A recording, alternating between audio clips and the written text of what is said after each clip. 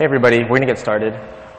So just a bit of housekeeping first. Everybody's going to get a survey after this talk. Please fill it out. It's going to help GDC inform future talks. And please turn your cell phones off.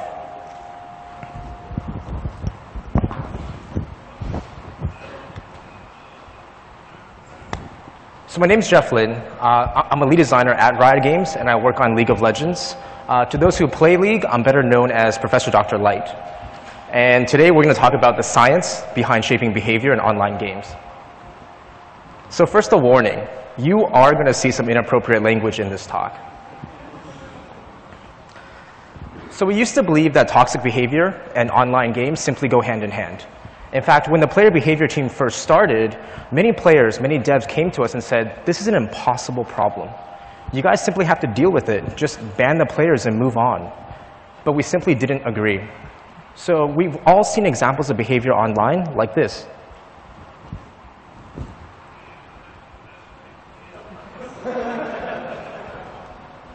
And here's a second example.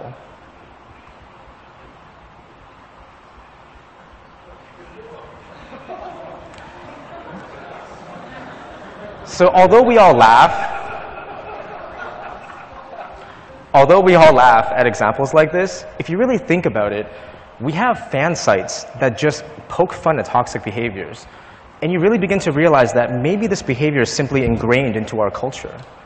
But a significant number of players cite bad player behavior as a reason for leaving League of Legends. So we had to at least try. We had to do something better for players. To tackle player behavior, we had to find experts in specialized expertise. So we had to find experts in the behavioral sciences, in the social sciences, but there was a catch. They had to be hardcore gamers as well. So we found people like Renji, who lead much of our quantitative efforts. We found people like Davin, who lead our qualitative efforts. And then there's me. I lead our features team as a game designer. So combined, we played thousands and thousands of League of Legends games. But we quickly realized this wasn't a three-man effort. We needed the expertise of a huge cross-discipline team. We needed help from people from game design, from art, from engineering, from UX, even marketing. But where does a team like this even begin? So when the team first formed over a year ago, one of the first exercises that we did was get everybody into a room and do research on player behavior. So we mapped out the problem space. We brainstormed all the ideas that we could do, all the features that we wanted to do. One key insight shaped our entire approach to this problem. So to study player behavior, we created what we call behavioral profiles for every single player in League of Legends. I'm going to show you a behavioral profile for a known toxic player in the game. So on the x-axis, you have games over time, and on the y-axis, you have severity of toxic offense. As you can see here, each bar represents a particular game where this player had a known toxic offense. The height of each bar represents the severity of that offense. And a known toxic player has a lot of these, and they're quite severe. But now I'm going to show you what a typical League of Legends player looks like. A lot of people might predict something like this. It's not the case. In fact, it looks something like this. And 98% of our players have this kind of behavioral profile. What you notice really quickly is that they do have their toxic behaviors. But it's not too severe, it's not too frequent. And this makes sense. All of us have our bad days. So this player could be going to work and his boss yells at him.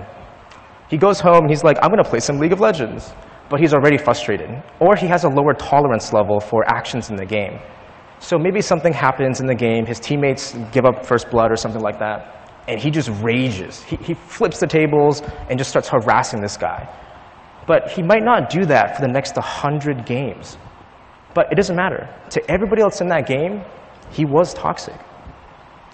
So pretty early on, we had to ask a pretty serious question. If we remove all toxic players from the game, do we solve the player behavior problem? And we don't. Let's go through a thought exercise here. Let's say that every single player in online games or online communities is neutral or positive. And let's grab 10 random players and put them into the same game. So here you have 10 behavioral profiles. Individually, each player isn't that toxic. It's not that common, and when they do have toxic days, it's not that severe. But what does your actual play experience look like? Let's say that these 10 players play one game a day for several days in a row. Top center, you have the observed experience playing a game, and at the bottom, you have 10 behavioral profiles. On the first day, player 3 is having a bad day. He rages at his team loses, he's toxic. Day 2, player 2 and player 7 are having frustrating days, but nothing major happens in the game. On day 3, everybody's having a great day, and the game goes really smooth. But on day 4, something happens. Multiple people are having a bad day. It might be player 1 first who rages at somebody else, but everybody else jumps in, and now the whole game is raging at each other. The whole game is completely toxic. What you realize is that if you run this exercise for every single player in League of Legends, that most games, or many games, seem toxic because at least one player is having his or her bad day. And this can cause ripple effects. That person's bad day can cause other people's good days to become bad as well, and they'll play subsequent games as well. The insight here is that context, outside and inside the game, can shape behaviors in the game. So we started doing experiments, a lot of experiments. And the first one I'll talk about today, or most of them are around a common theme. How do we prevent our players from flipping tables because of context? So the first experiment I'll talk about today is the cross-team chat experiment. We started off with a pretty simple hypothesis. If we made cross-team chat optional, can this improve player behavior? This was inspired by the first core pillar on the player behavior team, to shield our players from negative behavior. We know that we simply cannot create a perfect system. We can't create a perfect online world where toxicity simply doesn't exist. But when it does, we have to shield our players from its impact. So May of last year, we made cross-team chat optional. And by default, we turned this off for every single player. Let's take a look at some data. So a week after this feature went live, we did some basic language analysis. For example, we found out that 46% of games already had no cross-team chat. 81.7% of games had negative cross-team chat. To qualify as negative chat, there had to be racial slurs, offensive language, something that offended at least one player in the game, leading to one filed complaint. Of the games that did have cross-team chat, 9.6% of games had neutral chat, and 8.7% had positive chat. Just 1 week after this feature went live, we saw some dramatic shifts in behavior. A 32.7% drop in negative chat, a 1.9% drop in neutral chat, and a 34.5% increase in positive chat. At this point, some of you might be asking me, well, is this some kind of weird self-selection bias? Maybe there's fewer players talking in cross-team chat, and they just happen to be more positive. That wasn't the case. We had just as much banter after the feature went live compared to before the feature went live. We can also take a look at other metrics. For example, in League of Legends, you can report each other on a variety of dimensions, both positive and negative. In the 4 months following launch of this feature, there was a 17% drop in offensive language reports, a 12% drop in verbal abuse reports, and a 6% drop in negative attitude reports. This is one of the first experiments we ever ran on the player behavior team. It showed us that small changes can have a large impact on player behavior. But we also learned something. Shielding our players from negative behavior can also reduce the frequency of that behavior. So the second experiment I'll talk about today is the tribunal experiment. Again, we started with the hypothesis. We wanted to engage our own community to manage their own behaviors. And maybe this could be an effective approach to fighting toxic behavior. This was inspired by the second core pillar on the player behavior team, to reform or remove toxic players. So what is the tribunal? Here's an example tribunal case. I mentioned earlier that League of Legends players can report each other on a variety of negative dimensions as well as positive dimensions. What the tribunal does is it bubbles the worst offenders to the top and then builds tribunal cases for them. So you can see chat logs, you can see item builds. If I could scroll down, you can also see team compositions. We then present these cases back to our community where they can now vote on these behaviors and tell us, is this behavior OK or not OK in League of Legends? Players can be punished by this system. To give you a sense of the magnitude of this experiment, in the past year alone, in North America and Europe, we recorded over 105 million votes. We reformed over 280,000 players. And by reform, we mean players that at one point have been punished by our systems and are currently in positive standing. But a common question that we get is, how accurate is this system? I'm going to highlight a few examples for you. So here's an example where our community voted to punish the player, and the end result was an email warning. You can see there's some amount of profanity in there. There's an offensive mom joke. Here's an example where the community voted to punish the player, but the end result was a longer time ban. You can see there's harsher language, and there's death threats in there. And here's an example where community voted to pardon the player, and there was no punishment. You can clearly see this player was reported for trash talking, but he didn't say anything in the game. What we also did was measure accuracy of both our players against our in-house support staff. What we found was a high-level agreement, up to 80%. But the interesting part is that most of that deviation came from our riders being more strict than the players. So the system is pretty accurate, but we haven't had a perfect history. In fact, we've learned a lot from our past mistakes here. Here's an example. Over a year ago, when the system first launched, we used to ban players with these vague email messages and client messages. These were great at telling players when they'd be banned until, but they had no idea why. They didn't have any context. We know from psychology that speed and clarity of feedback play critical roles in shaping behavior. And this leads us to our next experiment, the feedback loop experiment.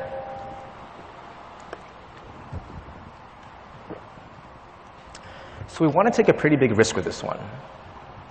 We wanted to show players exactly why they were being banned, and we hoped that it would improve reform rates. So we created a feature in the tribunal called reform cards, and it looks something like this. It looks really similar to tribunal cases, but at the top center, you can see some extra information, such as what was the level of agreement, what was the end verdict, what was the punishment. We then sent these to every single player banned by the tribunal system. Let's take a look at some data. First, we're going to take a look at data from last year, when we were still banning players with vague email messages. We're looking at the stat percentage change in reports received after their punishment. So when players received a warning with their vague emails, on average, they did get better. So they received fewer reports per game after their warning. But when they received 3-day, 7-day, or 14-day bans, they got worse. They were angry. They came back to the game confused, and they actually got more reports after their punishment. But after we launched reform cards, we saw dramatic improvements in every category of punishment. And this makes sense. Players now had feedback. They now understood what was OK or not OK in League of Legends. But we were also surprised by the community response. An important choice that we made was to host every single reform card online. We sent players links that they could share with their friends, with the community. So as you can imagine, when this feature first launched, we were all on the forums. The entire team was waiting for that first forum post to go up. And here's that post. Permaban because my team sucked, and I called them fags. And we get lots of these kind of posts, right? Players write paragraphs about how the system's broken, tribunal's broken, my ban's unfair, Riot sucks. But we noticed that this player had posted his reform card link, and we were still kind of worried. How would the community respond to this particular post? Here's the first response in that thread. You deserve every ban you get with language like that. Here's 2 more answers in that same post.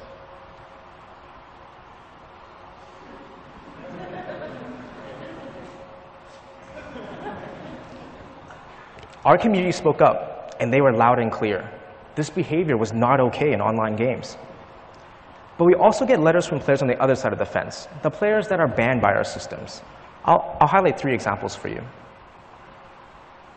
So this player is disgusted when he sees his own reform card, but he's now using these cards as a learning tool to improve his own behaviors. Here's a player who simply didn't realize how offensive the N-word was. And he didn't even want his account back. He just wanted to apologize. And I'll read through the final example. This player writes in, "I'm really sorry for contacting you this way, but I really don't know what to do. The language I saw myself using is not language I even use, and my attitude towards players was shocking. I am actually the polar opposite of what my chat log showed. What I saw wasn't me. Maybe give me a little guidance or help." The takeaway here isn't that we've cured player behavior. It's far from that. The insight here is something we believed all along on the player behavior team, that gamers in general, they aren't innately toxic. It's all about context. It's about context inside the game and outside the game and how they can twist behaviors, about how they can create toxic behaviors even in good people. But the team looked at each other and we thought, is it really our responsibility to help all these players? And the simple answer is yes. It doesn't matter if we create an amazing game if nobody can enjoy it because of toxic behaviors. And in many ways, this extends beyond games. As an industry, we have a unique opportunity here to shape online norms, to break the negative perceptions that have weighed all of us gamers down. So a few takeaways. A vast majority of the gaming community do find toxic behavior disgusting. One of the most inspiring data points that I've seen is in the tribunal system. If you look at our cases that have words like fag or the N-word, they're the most highly punished cases in the entire system. Providing tools like the tribunal, providing accountability to our players, that's how we change this culture. By showing toxic players peer feedback and promoting discussion, these players changed. And this is critical. This is no longer about Riot versus the players. This is players and their peers telling them that this is not OK. So the final experiment I'll talk about today is the Optimus experiment. This was inspired by the psychology of priming. For those not familiar, priming is a memory effect where exposure to a stimulus can affect later behaviors. And here's a classic example. So a brief glimpse of red can impair your performance on a test by up to 20%. To this day, scientists are still trying to understand the inner workings of priming. And they're trying to understand, why does our brain make weird color associations like this? Here's a second example. Doing a task with words related to elderly can slow your walking speed as you leave the room. So we thought to ourselves, what if we combine priming with an in-game feature? This is inspired by the third core pillar on the player behavior team, to create a culture of sportsmanship. So what did this feature look like? Most games, it's pretty standard for most games that have in-game tip systems. But for us, this was the best vehicle to prime and steer our players towards more positive interactions. Looks like a pretty simple feature, but this is one of the most cutting-edge experiments in League of Legends today. Let's break down the actual design of this experiment.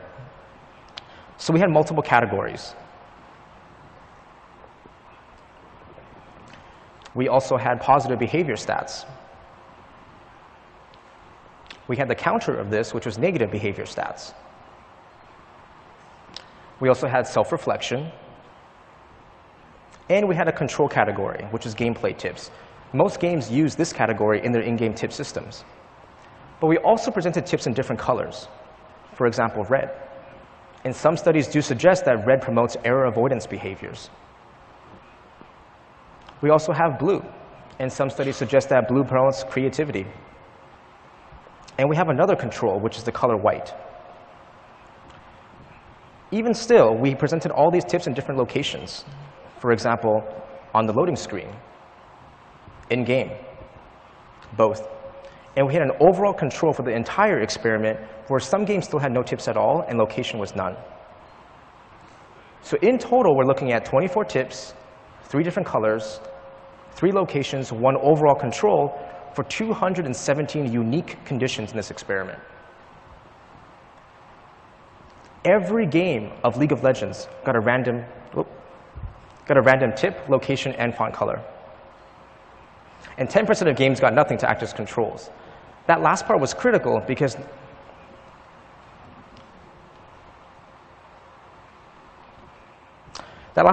no matter how the game changes with new patches, new champions, new features, we always had a control set of data that we could compare against. So for the first time, we'll show you some results from this experiment. Let's take a look at all the games that got this exact set of parameters. X% of players punished by the tribunal improve their behavior and are never punished again, presented in white on the loading screen. Compared to our control games, we saw reductions in verbal abuse, offensive language, and overall reports per game. Remember, the only difference with this set of games is one sentence presented on the loading screen. But what about color? How does color interact with tip categories? Let's take a look at all the games that got this set of parameters. Teammates perform worse if you harass them after a mistake, presented in red on the loading screen.